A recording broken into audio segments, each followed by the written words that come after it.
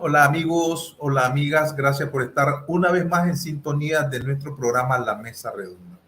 Les saluda Sergio Marín Cornavaca. Hoy es viernes 16 de junio del año 2023. Como todos los viernes vamos a conversar con el doctor Francisco Lario. Para quienes no le conocen, Francisco es doctor en economía, da clases en la Universidad de Miami. Es integrante de los Nicaragüenses Libres y además es director de la revista Abril. Hoy vamos a abordar con Francisco. Ya está conectado, Francisco. Bienvenido, Francisco. ¿Cómo estás? Un gusto tenerte por acá. Gracias, muchas gracias. Gracias a todos y espero que podamos seguir conversando, ¿no? Bueno, te voy a dar una noticia que a mí me llena de alegría. Siempre estoy encontrando más televidentes que nos están reportando audiencia porque nos ven en el canal Tica Visión de nuestro buen amigo Iván Flores. Saludos a don Iván, sí, saludos. Él nos reportan audiencia del canal porque él nos transmite de lunes a viernes de 3 a 4 de la tarde. Y además estamos en todas las cable operadoras de Costa Rica. O sea que es una buena noticia porque estamos teniendo muy buen alcance. Francisco, nosotros le hemos venido dando continuidad a un hilo informativo,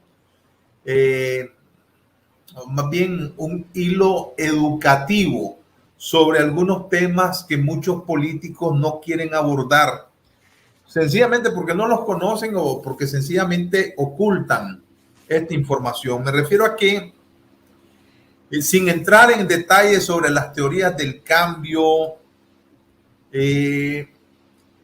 se viene escenificando cómo va a ser la Nicaragua post-Ortega. Unos dicen, bueno, los cambios van a ser sumamente paulatinos, se corre el riesgo de cometer los mismos errores en la transición democrática del 90, y otros afirman categóricamente que lo que va a haber pues es un fraude a las expectativas de la gente. ¿Cómo el movimiento de los nicaragüenses libres concibe ese cambio?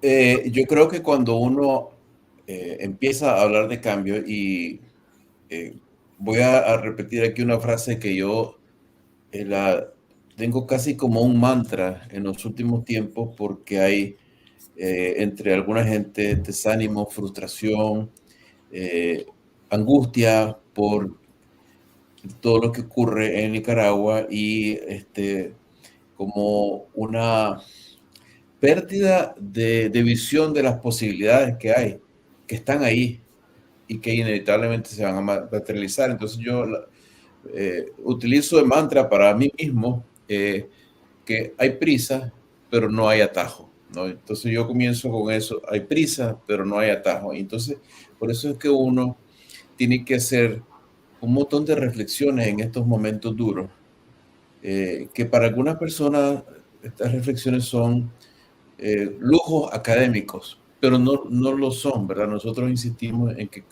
cuando es que necesitas pensar más, ¿verdad? Más agudamente, pues cuando estás en problemas, cuando las cosas están fáciles, como dice la canción brasileña, que la vida me lleve y ya, no pasa nada, ¿no? Pero ahorita estamos en un momento en que si hay algo evidente es que el sistema social en su conjunto está en crisis, que el sistema político no da más, que para poder mantener el orden social lo tienen que hacer a golpes, a balazos, expulsando gente, y eso en ninguna parte del mundo, en ningún momento de la historia es sostenible. Es decir, aquí hay una crisis, y yo creo que es una crisis más profunda de lo que los actores principales creyeron tener en sus manos, y todavía muchos de ellos creen tener en sus manos, porque actúan a veces como que si con un cambio cosmético aquí, otro arreglito por allá, eventualmente se pueda superar la situación, y nosotros creemos que no es así.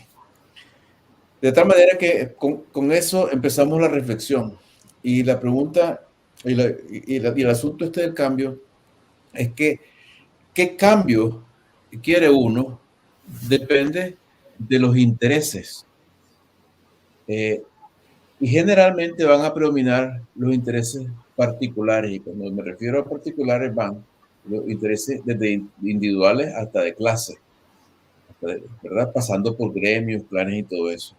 No es que no haya intereses que todo el país comparta, pero eso, fíjate, son muy raros, eso es muy escasos. Por ejemplo, si hubiera un peligro de una invasión que fuera a matar a todo el mundo, entonces todo el mundo está en la necesidad de cambiar esa situación. Es un interés común de todo el mundo. Eh, pero incluso cuando hay una enorme crisis política o económica como la de Nicaragua, nosotros no podemos decir que esa es la crisis de todos los nicaragüenses, porque no todos la sufren por igual, y algunos no la sufren. Primero, no la sufren los que desde el poder se benefician, desde el poder político. Y luego, la economía de Nicaragua es tan desigual, y el mundo tan globalizado, que hay una minúscula minoría de nicaragüenses que dentro del país tienen un poder económico desproporcionado, pero que prácticamente pueden vivir sin Nicaragua.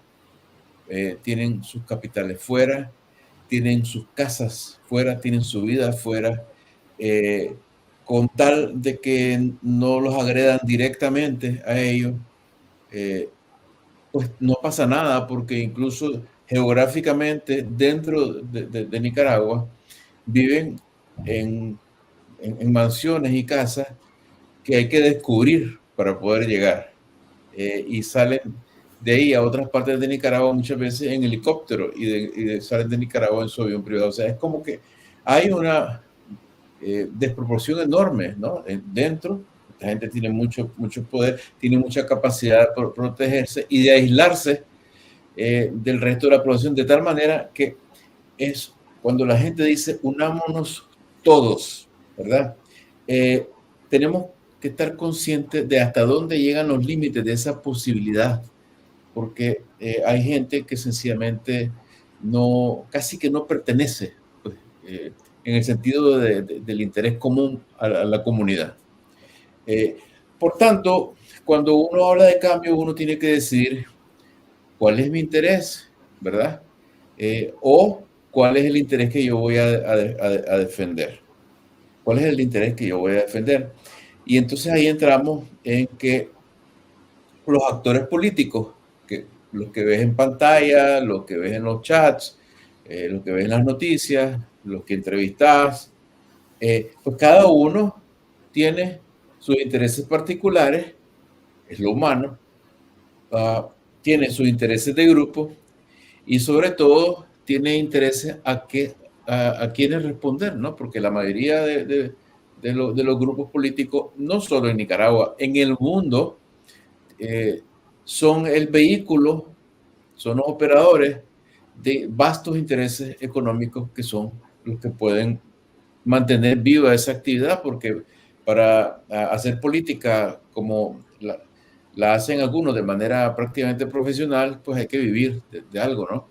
Y eso, como decía un señor que yo conocía aquí y en Cafarnaúm, ¿no? Entonces uno tiene que,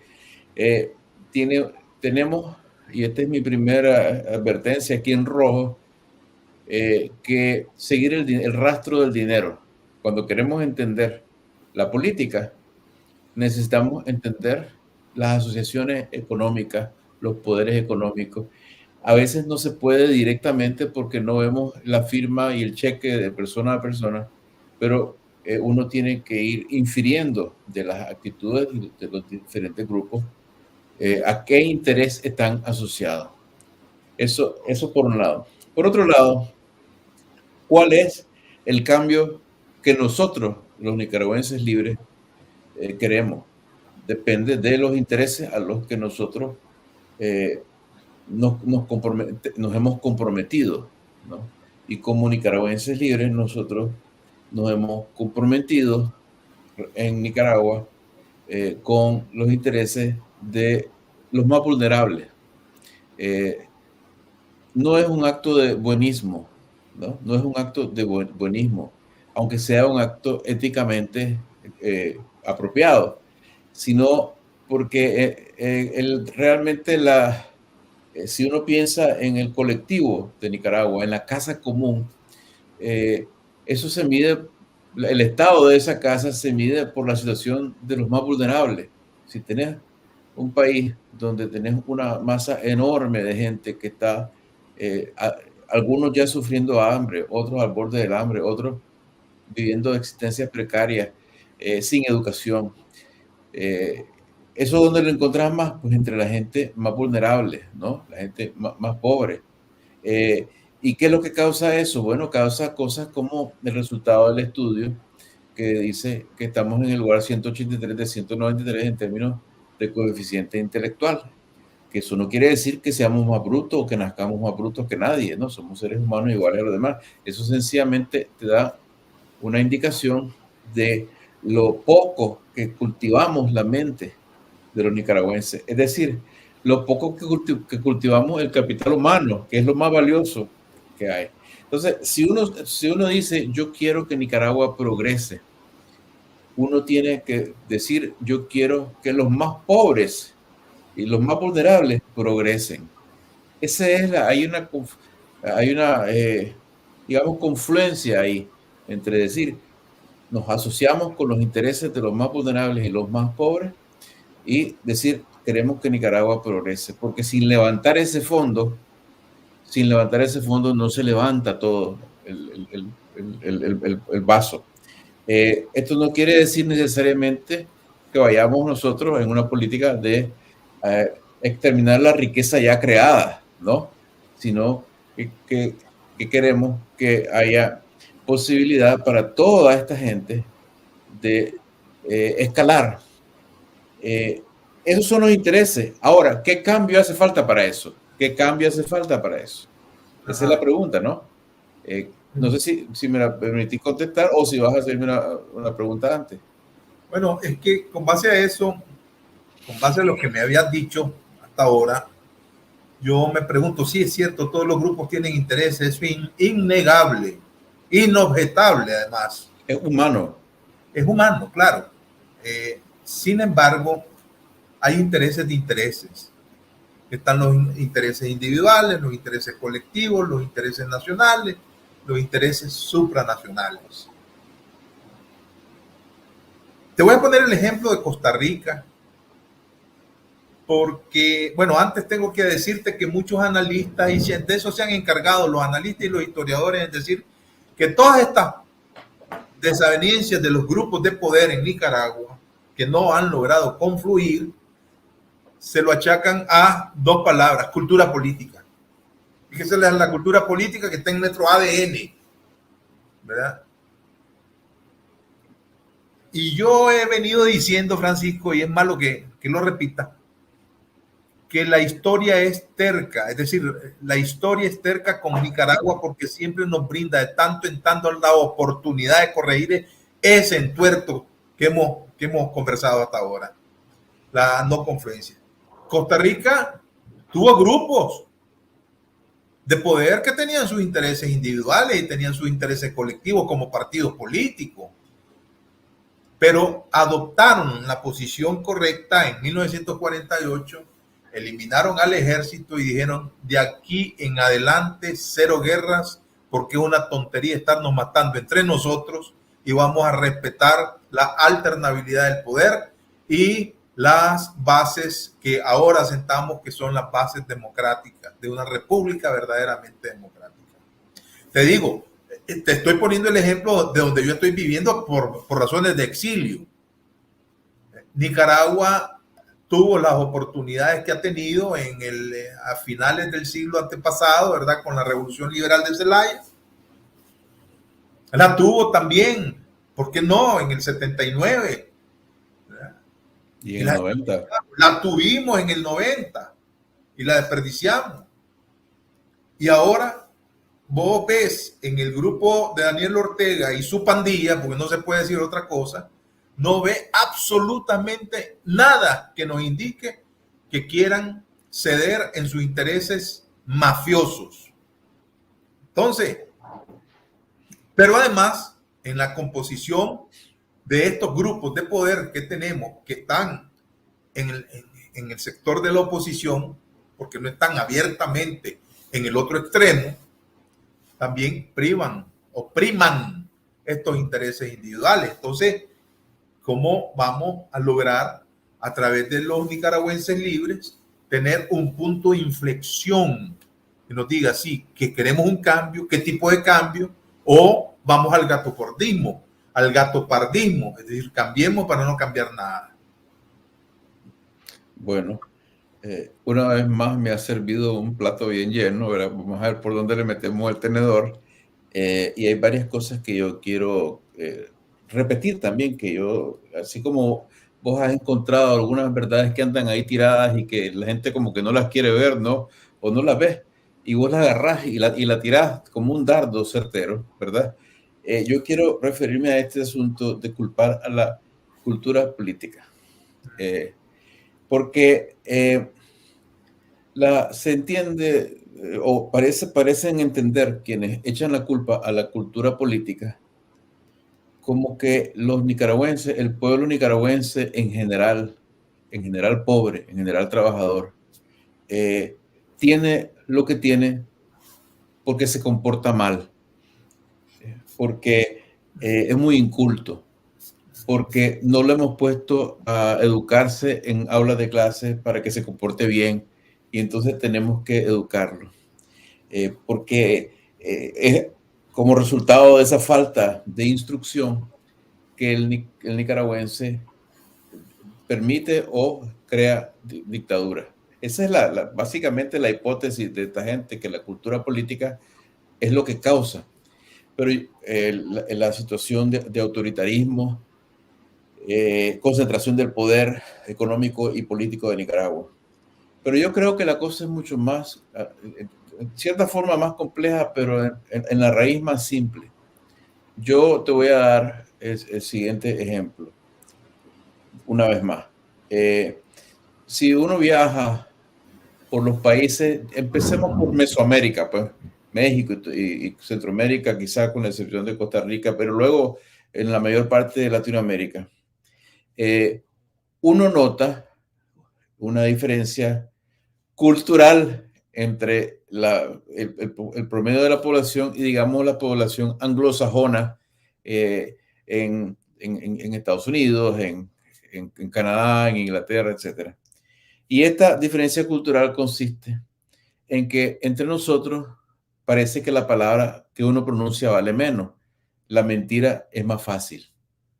La decimos con mucha facilidad. La gente entre nosotros es mentirosa, ¿no?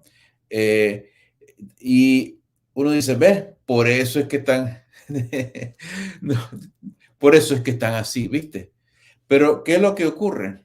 Hay que entender que si vámonos, no nos vayamos a la historia anterior, vayámonos a hoy en día en Nicaragua. Si vos le vas a preguntar a un ciudadano nicaragüense su opinión, te la va a responder con honestidad acerca de los asuntos públicos. Y si no te la responde, no te escucho. Te digo que en estas condiciones en que vive Nicaragua, definitivamente no. Por supuesto. Entonces, guarda silencio, claro, sencillamente evade responder. De eso se trata, Por eso es que las encuestas no sirven para nada, pues, en un ambiente así, porque, o sea, sería pedirle a las personas que actuaran en contra de su propia supervivencia y dijeran la verdad. Entonces, resulta que nosotros tenemos una historia de opresión, de pueblos oprimidos, y en la opresión se aprende a mentir para sobrevivir, porque el primer impulso del ser humano es sobrevivir. O sea, la opresión ha creado esta cultura política, es decir, los sistemas de poder de opresión crean esta cultura política y no se va a reparar, no se va a cambiar más bien la cultura política a una cultura política de libertad mientras no haya libertad, porque entonces si vos tenés, si actúas como que, si tenés una cultura política de libertad y no estás en libertad, estás alucinando, ¿no? Porque no estás en libertad. El ser humano tiene que sobrevivir. O sea, es bien fácil el caballito ¿cómo dice? Caballito de batalla, la cultura política. Es que somos así, es que somos esto y lo otro. Pues, por supuesto que somos, pero hay que ver qué es lo que lo causa.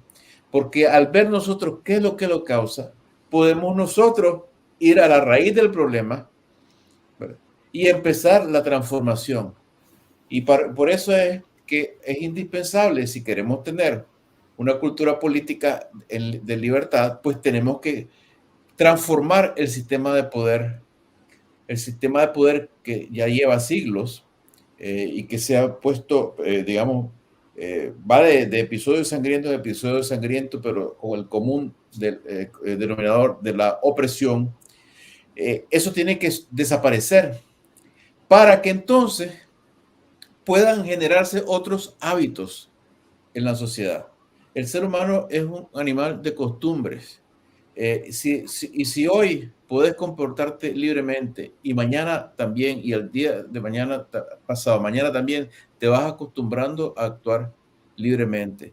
Y así como sos un hombre que se comporta libremente, en un sistema en libertad podés tener incluso un sistema económico más moderno, más ordenado, de más disciplina y te va volviendo más formal, vas comportándote de manera diferente. No en vano, los países más industrializados son países de gente más puntual. Y no es que sean más industrializados porque son más puntuales, es que son más puntuales porque son más industrializados. Entonces, aquí hay que ir al fondo, hay que dejarse de esa crítica fácil de la cultura política, que no, es innegable, claro que tenemos una cultura política nefasta, pero ¿cómo la cambiamos? Ese es el tema. Ese es el punto. Ese La es el punto de cambiamos, la pregunta. ¿Cómo la cambiamos? la cambiamos cambiando primero la estructura del poder, ¿no? Para poder crear una estructura de poder disperso con libertades garantizadas realmente, para que Sergio Marín Cornavaca no tenga que pensar cómo digo esto para, por si acaso, manejar mi riesgo. Fíjate bien que una de las palabras más comunes entre los políticos de Nicaragua es manejarse, ¿no? Y porque es una sociedad de la mentira y del miedo. Es una sociedad de la mentira y del miedo.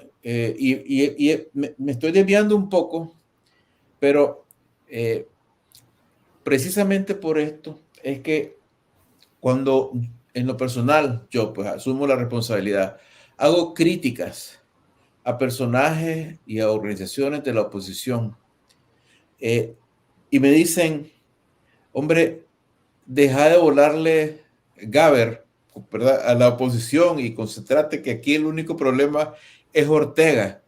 Pero es que no es así la cosa, porque ya nosotros sabemos que Ortega y Murillo pues son nefastos y son lo que son. Pero nosotros nos tenemos que asegurar del futuro, ¿verdad? Que la gente que anda por ahí buscando el poder también, que no se nos cuelen en la desesperación que tenemos. Porque si va a haber nuevos dictadores en Nicaragua, si va a haber, y vamos a hacer todo lo posible para que no los haya, es más probable que salgan del campo de los buenos que del campo de los malos, porque a los malos, un día de estos, el pueblo nicaragüense, ya que estamos aquí hablando en confianza, se va a rechar, ¿verdad? Finalmente, y va a decir, aquí no hay, ya no hay más, pues. Y entonces el país va a quedar en manos de los buenos.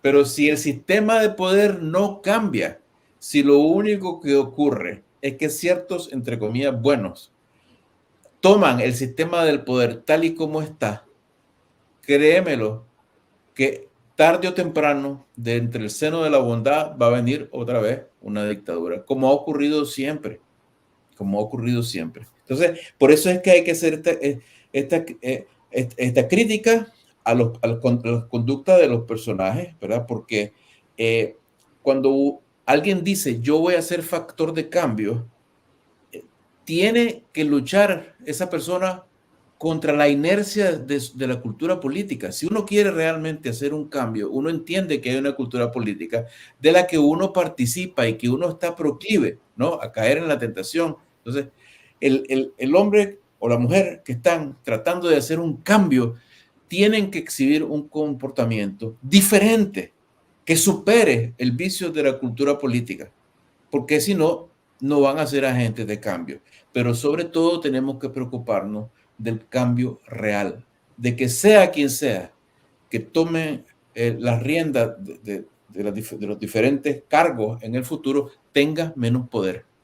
Nosotros necesitamos construir un sistema de poder disperso. Ahora, yo te decía, esto corresponde no solamente a un interés bastante común de casi todas las personas, casi todas, no todas, de tener libertad, ¿verdad? Porque hasta en eso hay diferenciaciones. Hay una élite en Nicaragua que tiene libertad, tiene pan y comida, van y vienen, nadie los molesta, no les interesa aparecer, no aparecen, son bastante libres.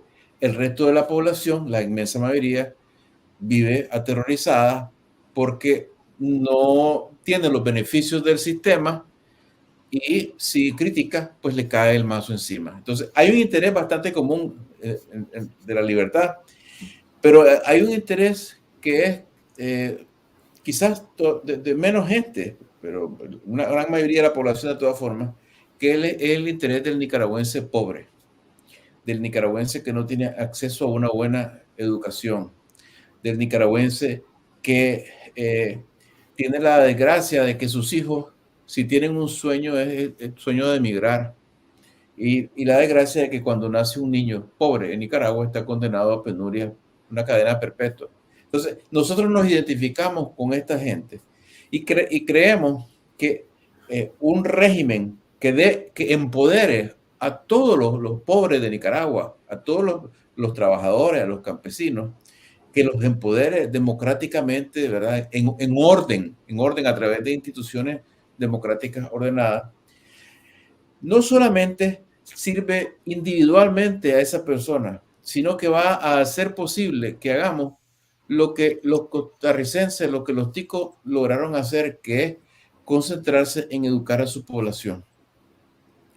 Y eso es la clave. Bueno, te digo que es la clave más hoy que cuando se empezó esto en Costa Rica, porque hoy en día el progreso y el avance se pueden acelerar mucho por la tecnología, ¿no?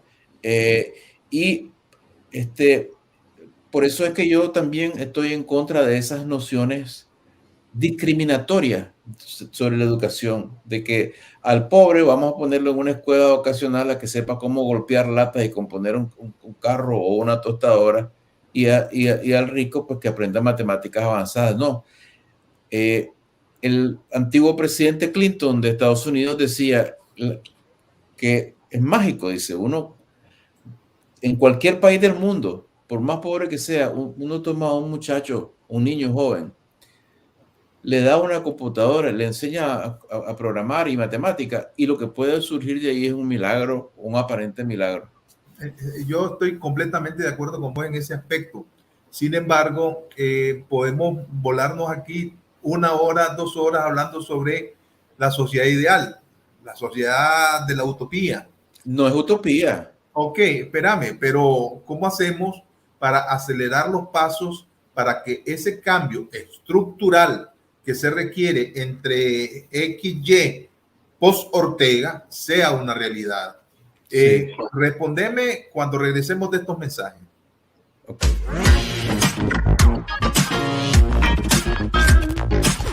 TV Nica. Señal azul y blanco.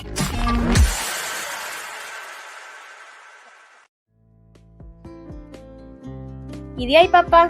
Lo veo preocupado. Es que nunca me había sentido tan frustrado como maestro por todo esto que está pasando con la educación. ¿Te referís al sistema de evaluación a los alumnos para que todos aprueben? Sí, amor, es una total estafa a todas las familias. Tantos años empeñado en enseñar y ahora este régimen quiere que todos los chavalos aprueben, aprendan o no aprendan. Un desastre. ¿Cómo vamos a tener prosperidad sin una buena educación? Es que esa gente quiere que seamos una sociedad muy mediocre, sin conciencia crítica. Imagínense que ya han cerrado 18 universidades privadas en menos de 2 años. Y eso no es lo peor. Los libros que nos obligan a usar en las clases están llenas de manipulación y mentiras. Fíjate que el libro que utilizó en las clases de ciencias sociales de primer año hablan de que vivimos en una Nicaragua en libertad, de respeto a la ley, sin represión, sin presos políticos, sin torturas. Un paraíso, pues, y eso es lo que usamos para educar a nuestros niños y jóvenes. Y no solo nos están negando el derecho a una educación digna, quieren además tener ciudadanos anestesiados. De verdad, lo siento mucho, papá, por vos, pero también por mí.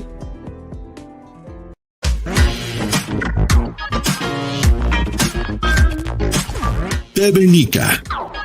Señal azul y blanco.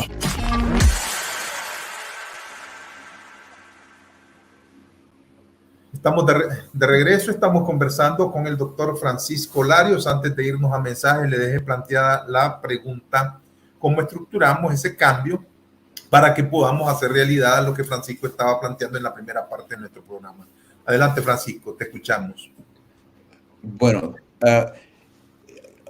solo porque estamos hablando de Costa Rica, que es pues, una sociedad imperfecta, un país de ingreso mediano, como en todas partes del mundo, se ve mejor de lejos que de cerca, o sea, el mundo es difícil, pero evidentemente, o sea, nosotros sabemos que es un país más sano, mejor organizado que nosotros, y que eso no es cuestión de ADN porque tenemos el mismo prácticamente, o sea, somos prácticamente la misma gente, ¿no? Ese es el punto. Es un asunto de sistema, de cómo se estructuraron las reglas, y tampoco es un asunto de que los costarricenses sean pacifistas, porque a mí me sorprende que todo el mundo me diga: hombre, vos que sos un guerrerista, que querés mandar a matar a la gente, todo eso, y hacía control remoto. Ahí me mandaron incluso a decir uno, me dice: vos imitas hasta en el hablado al Che y querés ser el Che. El Che, pues primero, es un personaje para mí nefasto, el Che Guevara, y segundo, pues que no es eso lo que estamos hablando, ¿no? Pero les quiero recordar a todos los críticos, ¿verdad? Que creen que Costa Rica llegó a donde está por el pacifismo, que Costa Rica llegó a donde está por la guerra.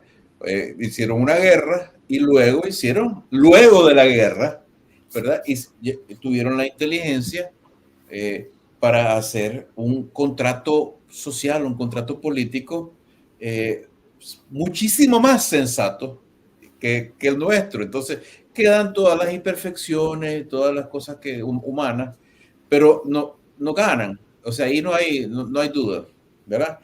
Bueno, entonces, cierro ese paréntesis y vamos al asunto de la pregunta tuya, que inicialmente era cómo acelerar los cambios. Y la palabra acelerar aquí es un poco tramposa, porque, como te decía antes, hay prisa, pero no hay atajo. Y lo que tenemos que hacer es encontrar una estrategia, ¿verdad? Que sea razonable para llegar al norte de la República Democrática. Esa estrategia será más rápida o más lenta, dependiendo de las circunstancias y dependiendo de cuánta gente se una, ¿no? a la estrategia. Pero no podemos controlar los tiempos. Lo que sí podemos controlar es el norte, el objetivo de la República Democrática y ser responsables con la estrategia. Y yo creo que un elemento esencial, oíme, esencial para lograr esa sociedad que de repente hasta nos parece utópica, Sergio, de tan distante que la vemos, pero no lo es, porque es una realidad en muchas partes del mundo. Pero para llegar ahí, yo creo que hay un principio fundamental en el desarrollo de cualquier estrategia, que es el siguiente. Quien necesita el cambio y quien se va a beneficiar del cambio, necesita ser el protagonista del cambio. El protagonista del cambio en Nicaragua. Para que el cambio sea real, para que no sea nada más cosmético, que Burundanga le dio a Bernabé, ¿no? Necesita el pueblo de Nicaragua, los trabajadores, los estudiantes, los campesinos, los comerciantes, ¿verdad? Pequeños, medianos y hasta grandes, pues que sean gente de bien honesto. Necesita el pueblo, especialmente el pueblo pobre, ser el protagonista. Y entonces cualquier grupo político o asociación que trate de diseñar un cambio allá en las nubes del poder, por intercesión de poderes lejanos, foráneos, o de grandes capitales, ese cambio te puedo asegurar que no va a ser en beneficio del pueblo nicaragüense, porque va a ser en beneficio, evidentemente, de los intereses que lo están promoviendo. Entonces nosotros, los nicaragüenses libres, realmente tenemos un interés en que el protagonista del cambio sea el pueblo nicaragüense, especialmente el pueblo pobre, que es la inmensa mayoría. Porque si no lo es, si nosotros no ayudamos, no contribuimos con nuestro granito de arena a empoderar, como dicen ahora, al ciudadano, el ciudadano no va a ser dueño de su país, no va a poder ya no solo decidir pues quién va a estar en tal puesto, no va a poder exigir que se haga lo que se tiene que hacer para que no solamente haya libertad política formal para la mayoría, sino que haya libertad política real, en el sentido de que no haya ni una pizca de duda de que tu vida va a estar a salvo si esa es una crítica, porque durante los años 90, por ejemplo, la mayor parte de la gente sintió un alivio comparado con los 80, pero hubo cientos de asesinatos políticos, ¿no? ¿Cómo llegamos a eso, Francisco? ¿Cómo logramos eso? Bueno, esto se logra, y recordando el mantra de nuevo, hay prisa, pero no hay atajo. Porque si uno quiere que el pueblo de Nicaragua sea el protagonista del cambio. Te lo voy a plantear así. Estoy de acuerdo con tu mantra, pues, sin pausa, ¿verdad? Con prisa, pero sin pausa. Ese es otro mantra. Estoy de acuerdo con eso, pero hombre, aquí vos estás interactuando en un grupo político denominado los nicaragüenses libres, que estás planteando pues tus propios enfoques, cómo analizar la realidad y cómo lo traducís en estrategias y tácticas de acción.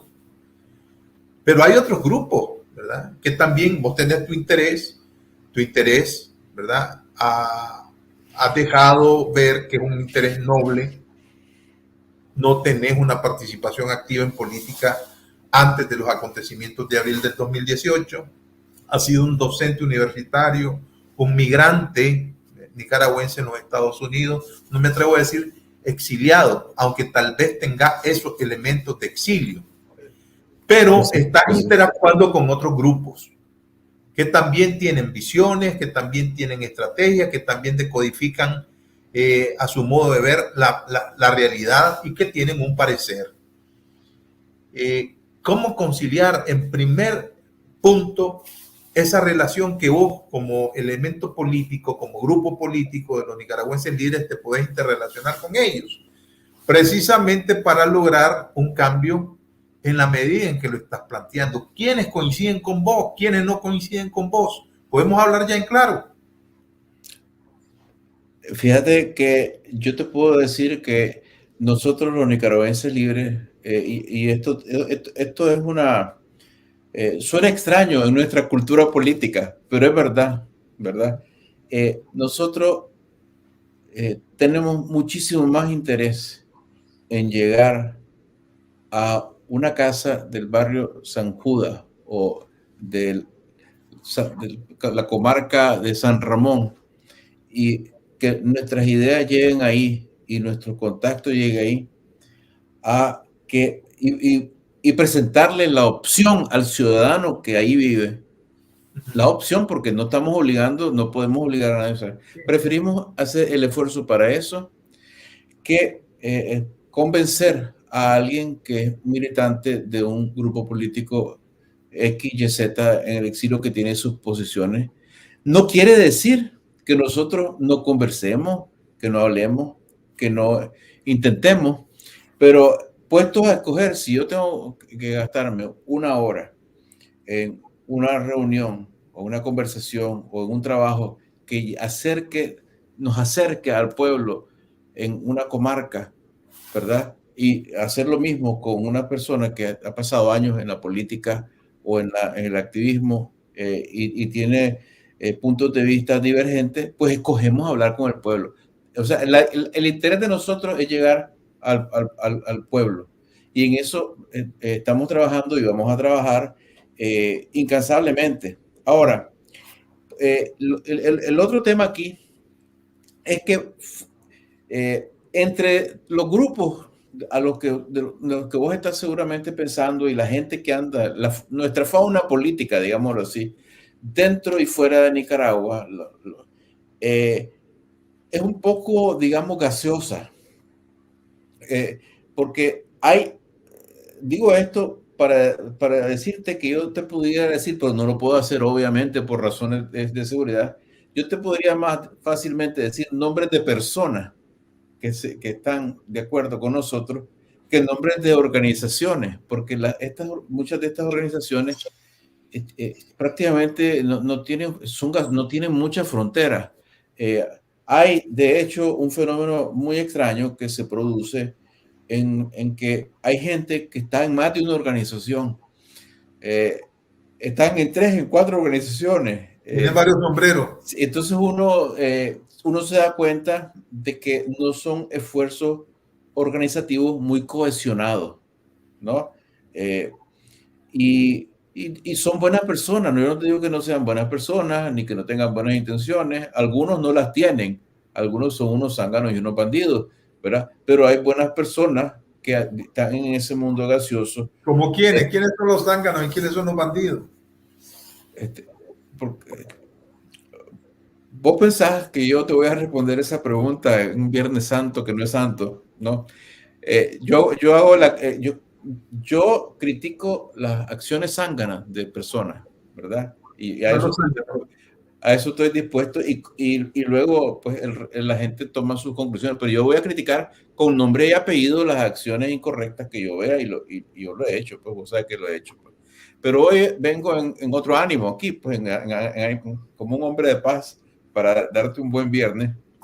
Y lo que te digo que el problema aquí es que no hay mucha cohesión en estas organizaciones y yo creo que ahí hay un problema serio que como que contradice un poco tu supuesto. La razón que no hay mucha cohesión es porque no hay realmente un pensamiento que los una en principio y en estrategia y en tácticas y en métodos. O sea, entonces porque si fuera así, ¿qué necesidad tenés de estar en 4 o 5 organizaciones? Si hay una donde están representados tus principios, donde hay una estrategia, donde hay una ideología. Ideología no es una palabra mala, nada más un conjunto de ideas, ¿no?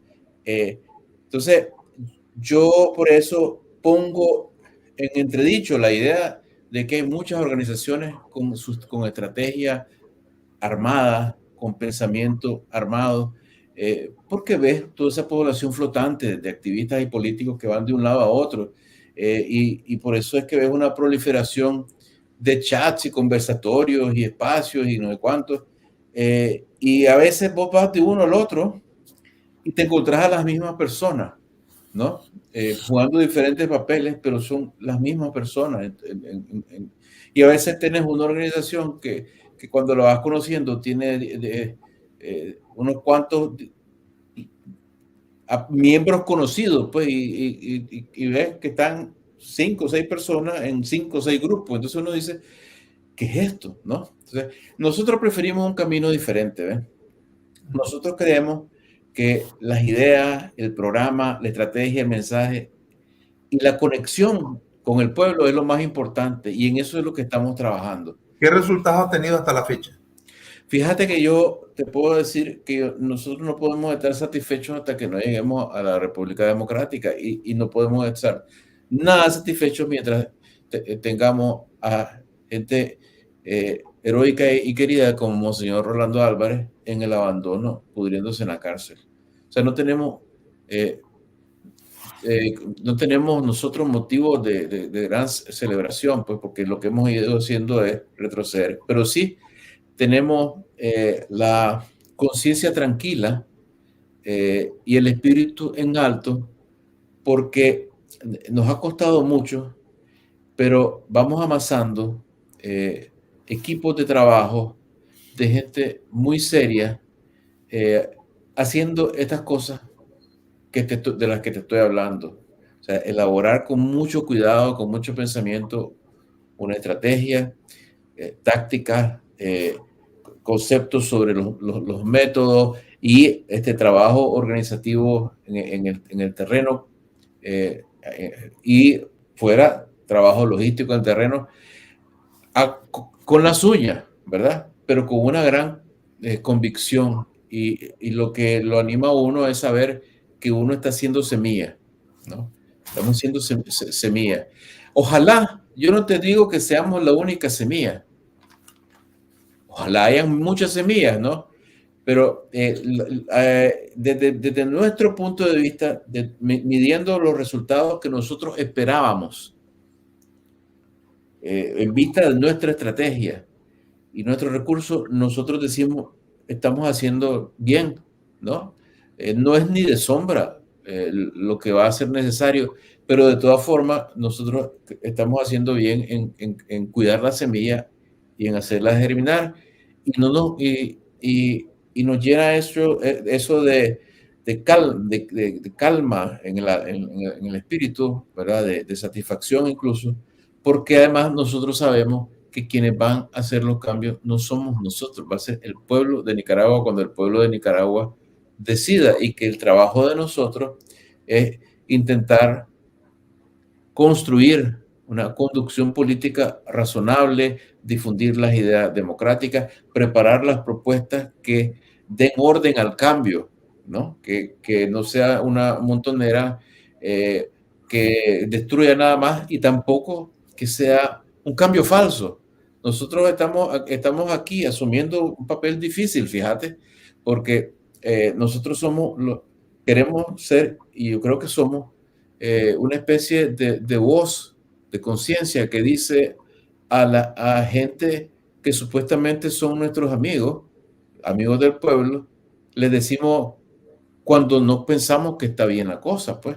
Y de esa manera, como nosotros vivimos en una cultura política que no es democrática, donde hay un montón de personajes que se presentan como democráticos, pero que no lo son porque ni tienen historia democrática, ni se comportan democráticamente, pero tienen prestigio internacional porque tienen conexiones, esto y lo otro, y tienen recursos.